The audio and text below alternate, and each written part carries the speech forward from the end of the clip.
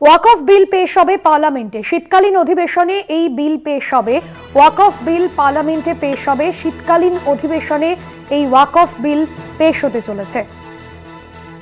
আপনাদের জানি ওয়াকফ বিল পেশ হবে পার্লামেন্টে। শীতকালীন অধিবেশনে এই বিল পেশ হবে এমনটাই এখনো পর্যন্ত জানা যাচ্ছে।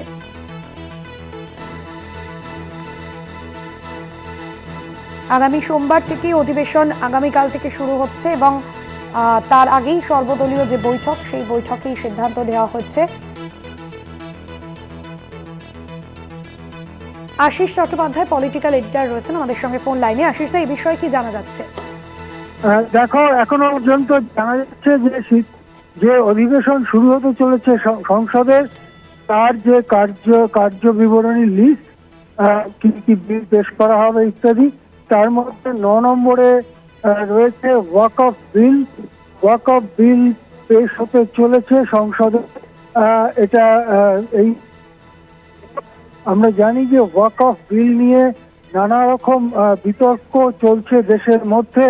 এমনকি এ নিয়ে সংসদীয় কমিটিতে যখন আলোচনা হচ্ছিল তখনও সেখানে দারুণ বিতর্ক এবং নানা রকম ঘটনা ঘটে সেখানে।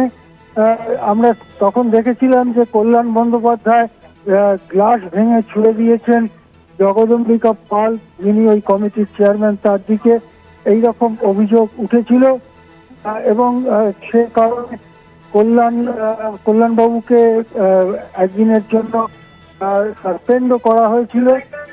কিন্তু তারপরেও সেই বিতর্ক থামেনি, বিতর্ক চলছে।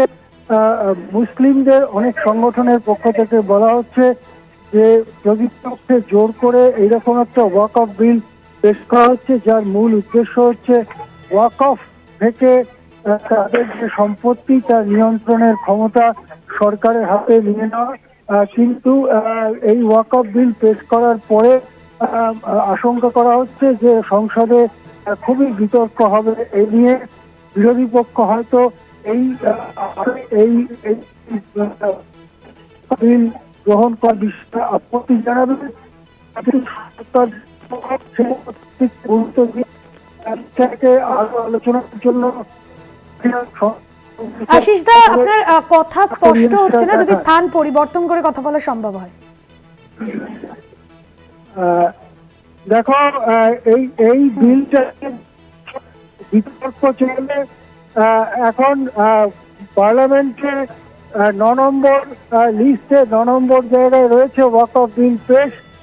সেই বিল পেশ করা হলে বিরোধী পক্ষ হয়তো আপত্তি জানাবেন, সম্ভবত তা নিয়ে সংসদের বিতর্কে ঝড় উঠতে পারে এবং সেক্ষেত্রে আরো বিচার বিবেচনার জন্য ওয়াকফ বিলকে একটি গরিষ্ঠতার জেরে ওয়াকফ বিল পাস করানো হবে, সেটার দিকেই এখন পর্যবেক্ষক মহল তাকিয়ে আছে। বলা যেতে পারে ওয়াকফ সম্পত্তি এবং ওয়াকফের ওপরে সরকারি নিয়ন্ত্রণ কায়েম করাই এই বিলের উদ্দেশ্য। আর সেটাই অনেক সংখ্যালঘু সংগঠন সহ একদমই ধন্যবাদ জানাবো আপনাকে। পলিটিক্যাল এডিটর আশিস চট্টোপাধ্যায় ছিলেন ফোন লাইনে।